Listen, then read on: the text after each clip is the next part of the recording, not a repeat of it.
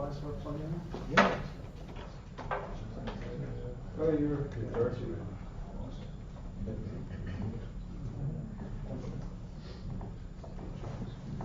So thanks for dropping in at the last moment, because I think maybe over the weekend you heard that we were looking for an additional speaker because the additional speaker got sick. Yes, pretty much on Sunday morning around sometime after 8 a.m. So, Okay. Yeah. But this was something you already had laying around delivered before. Kind of, yeah. I've been talking about this in different kinds of contexts, but never with this 20-minute limit. So it's going to be a bit of a challenge. I have an additional challenge. It's purely like self-created. I like my voice, really. I do. So you're going to have to drag me out of here. But okay. Other than that, yeah. Well, probably Jan will start waving his hands and show you the number of minutes you have left. Right. Thanks for coming in such a short notice and take the time you need. Sure. The microphone. Do I need the microphone? Yes, it's not working. It's not working. Can you pick up the volume? Yeah. So, first of all, thanks for the invite, even though I'm kind of your second choice, I guess. I work for a company called Reactor. You have my name and email there. My colleague was supposed to talk about growth hacking here. Instead, I'm going to talk about babies, objects, and teamwork. I'm going to start with the babies. So that's my son.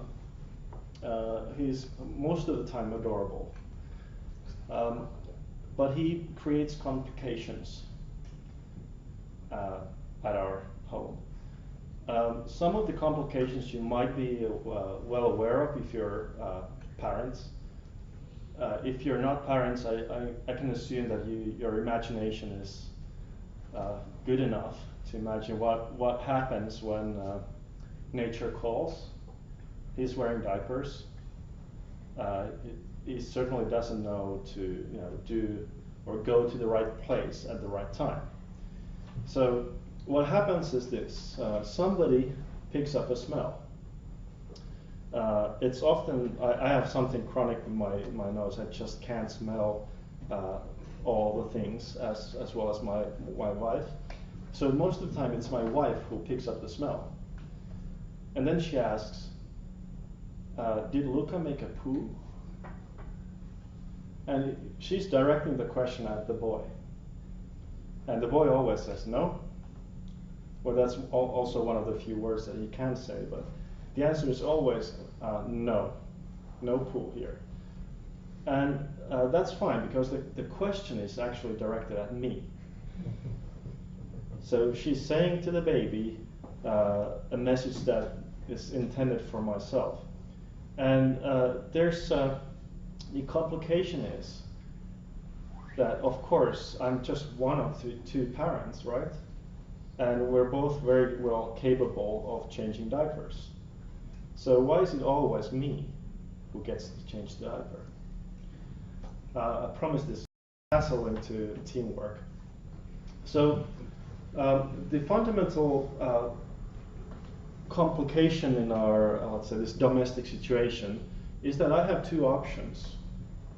I can either decide to step into a box, or I can decide to stay out of the box. Now let's walk through this diaper situation in both ways. First of all, perhaps the better way out would be to stay out of the box with total clarity of the situation, no bias in any direction whatsoever, and simply say, Luca, let's go change the diaper. You'd be done, right? But then there's the other option, which I not very often, but I admit sometimes take, which is to realize that I just heard that phrase again, and decide to ignore it let's say, pretend that I can't hear because I'm in this different room, or pretend to not hear it because I'm just putting dishes to the machine. I can also decide to say something like, "Honey, could you change the diaper?" But for some reason, it's most often my response is to step into this box and distort my reality while changing the diaper. This is what happens. I say something along the lines of, "Yes, dear, I'll change the diaper." I might say to the baby, but the message is intended for my wife. Now, while I'm saying this, what goes in my mind is something like, "Here we go again. It's me changing the diaper, while the lazy woman is, I don't know, doing her hair or whatever." And it might be okay every now and then, but if this happens all the time, you can imagine how well the relationship develops. So we have these two ways. The behavior might be identical. The behavior was, "I'm going to change the diaper," right? It's just that my frame of mind is completely different, and this has a lot to do with what happens at the workplace. So some wise people have called this self-betrayal, referring to the fact that it's our decision to either follow what we think is the right thing to do. The baby needs a diaper changed. My wife clearly expressed a request. She needs me to change the diaper. Now, I need her to change the diaper as well. I have other ways of using my time, surely. But by default, these two needs should be equal. We're all created equal, right? So if I obey the feeling of what I think is the right thing to do, there's really like nothing changes. The situation doesn't become any more luxurious or glamorous than it is changing diapers, but it also doesn't get any worse. If I betray my sense of what's right in this situation, I create something called cognitive dissonance. So what happens is I behave in a way that's different from what I would see a good person doing. And the human brain, unless you have some kind of a permanent damage, you cannot sustain cognitive dissonance. The only way out without losing your mind is to resolve the dissonance. Basically, bringing your idea of what should be and what is closer and closer together until you don't realize that there's a gap between your self-image and the mirror image. So the only option is to justify my behavior. For example, I decide to change the diaper, but in this inside the box, I'm shutting myself into a box, separating myself or distancing myself from my wife. And basically, inside my head, I'm justifying why I'm doing this. And I'm at the same time, I'm inflating the flaws in my wife. Now, some of them might be real, but that's not the point. The point is I'm distorting the reality. I'm making her flaws much worse than they are, or much bigger. At the same time, I'm inflating my own greatness as a great father and good husband and so forth. Because I do these things for her, even though she always makes me change the diaper. So this leads to, or can lead to a somewhat alarming trend. Now imagine what the long-term effect is. I call this the collusion. So on the top left corner on the graphic there's the action I take. Now there's two ways of being in a situation, or exercising the same behavior, like agreeing to change the diaper. I can be outside the box or inside the box. If I'm inside the box and shut my wife out, what I do is still agree to change the diaper. But the thing is, other people are very, very good at picking up what goes on in my mind. So they feel, they sense my sort of inner behavior. It might come off as like tone of voice or body gestures or things like that. But generally, you pick up the real mood you're in. So what my wife sees is the lazy bastard changing diapers only after she asks me. And that, of course, influences how she responds. For example, she might not say thanks or whatever you're supposed to say, whatever she feels is the right thing to do in this situation. Instead, she might add, I really shouldn't have to ask. Or he's your son as well. But she chooses between these two modes. Either she stays out of the box or jumps into the box. And again, what she decides to do, I pick up. Now, if we both make this decision to see the other as more of an object rather than a person with actual needs, more as a lowly biological thing rather than an equal person with a soul, it turns into a vicious cycle. It just gets worse and worse. So this might be happening at the workplace as well. If you think about these two modes, you're in the box or outside the box. When you're in the box, all you can think is essentially what the other person does wrong and what I have done right. You might have to dig deep to find things that you actually did right, and then start inflating those flaws and goodnesses appropriately to justify or create a sense of feeling good about yourself and how you're behaving in this situation. Now, focusing on our good deeds or the flaws of others isn't very, very productive work. Most of the results an organization creates is not due to the people thinking about themselves or others. The results come from the behavior that we jointly engage in, and the behaviors we pretty much choose based on what goes on in our minds, what our attention is given to.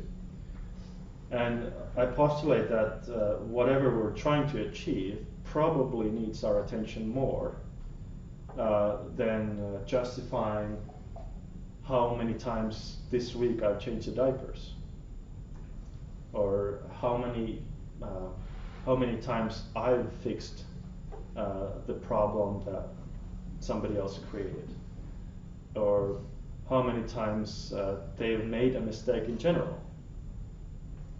So it's really very, very basic.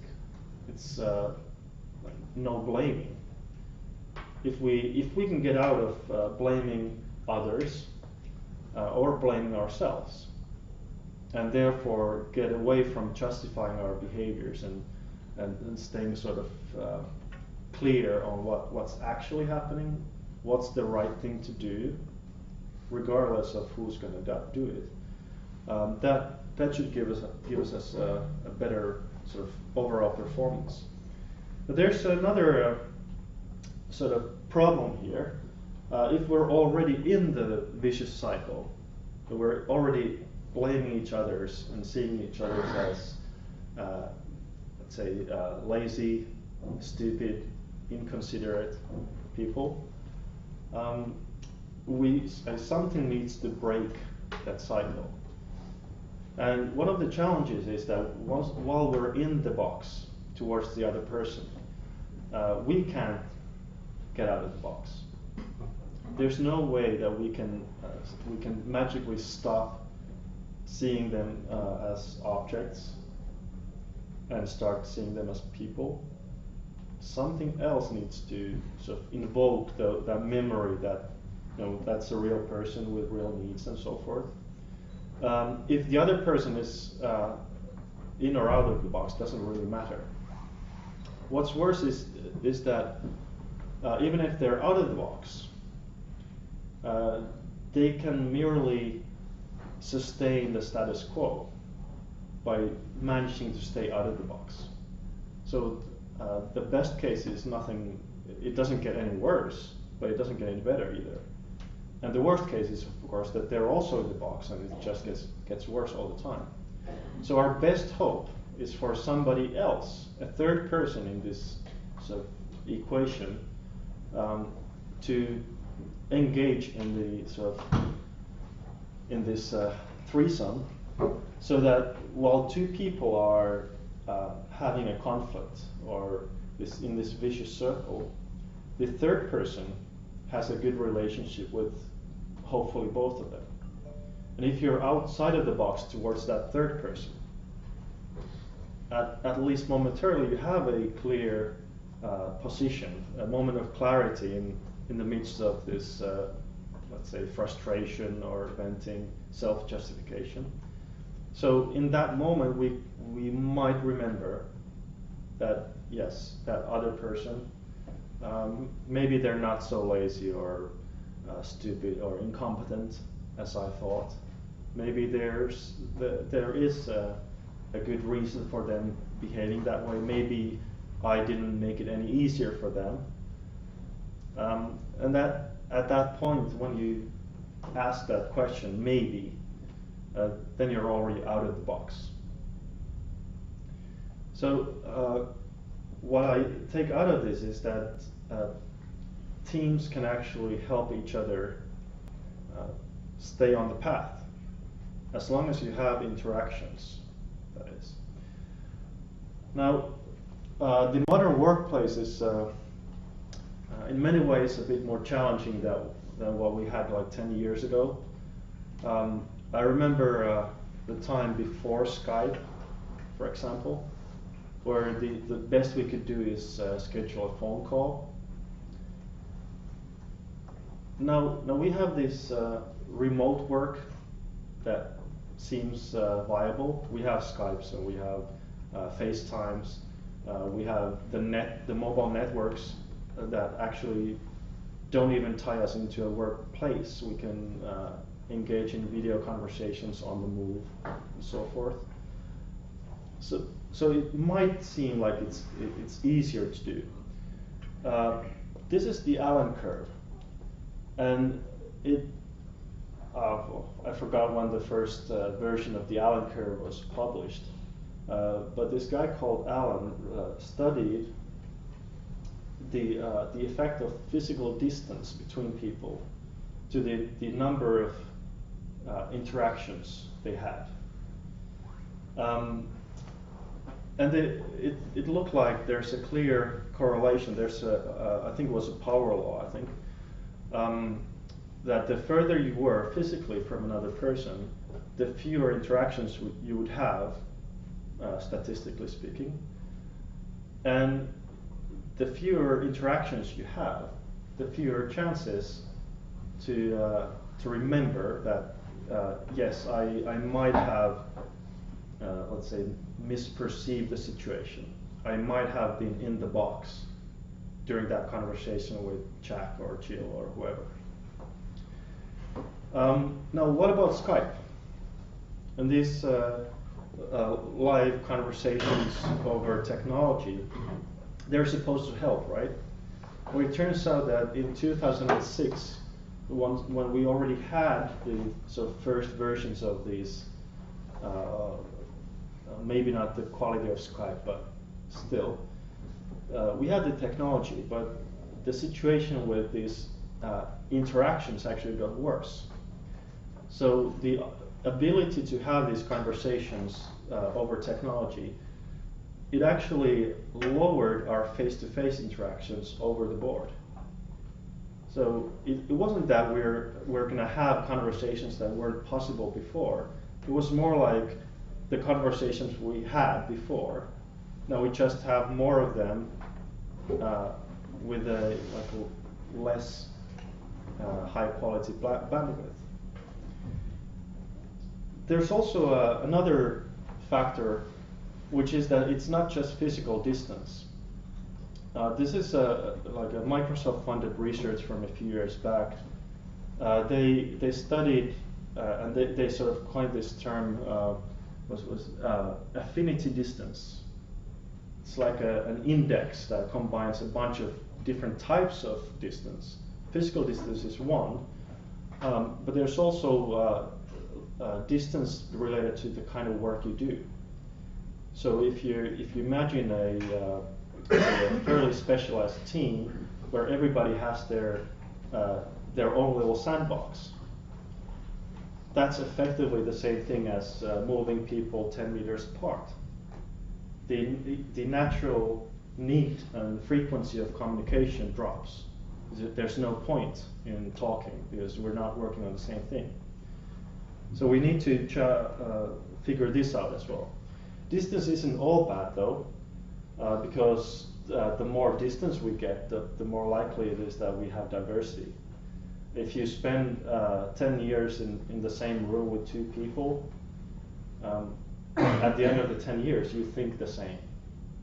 You absorb each other's mental models and thinking. That's not necessarily a good thing. But it's a balancing act. We need a bit of both. So what I suggest that this all boils down to is that this lever. There's distance between individuals, and then there's the frequency of our communication. We'd like to find a good balance for both, so that the amount of innovation happening is increasing very quickly. And on one hand, the quality of conversations is even more important than the frequency of those communications or the media we use to have them. Because in the end, what we can do with ourselves being in the box or outside the box completely changes the equation. If we're having conversations all the time, but we're in the box and all the time we're thinking, you know, that guy doesn't know what he's talking about, they're incompetent, why did they hire that person in the first place? And you know, if I would have done that project, I would have done so much better job. It doesn't actually help. You need all three. You need frequent communications. It might be helped with this short distances, but on the other hand, we need the talent that might not be local. We need the diversity that might not be local. So we need to balance these two and have these conversations that end up nicely in, let's say, fruitful or uneventful outcomes rather than this vicious cycle of blaming and self-justification. Thank you. That was my pitch for a more humane style of interaction. I'm curious what kind of questions that raised in your minds.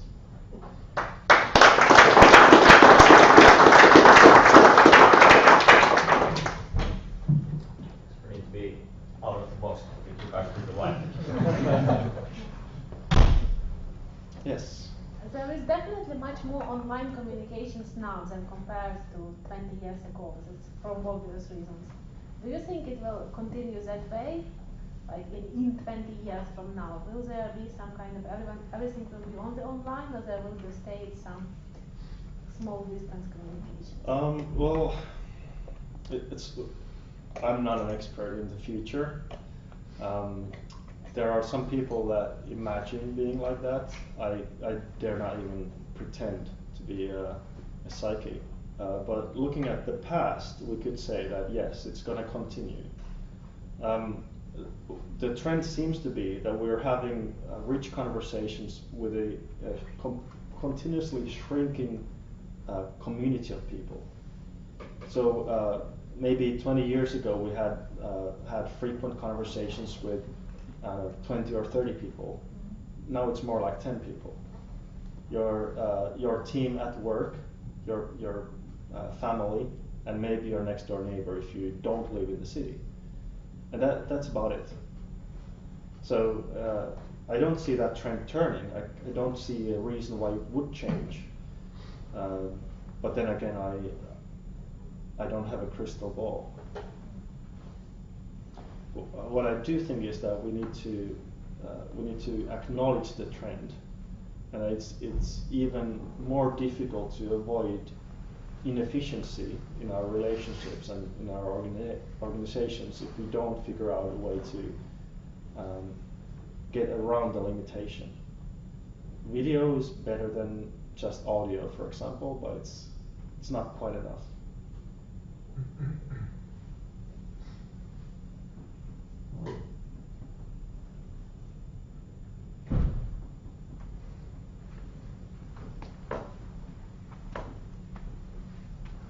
No one dares to ask another question? Yeah, if you were all Finns, I wouldn't say anything, but since not all of you are Finns, I'm proud of silencing a room. All right, thank you everybody.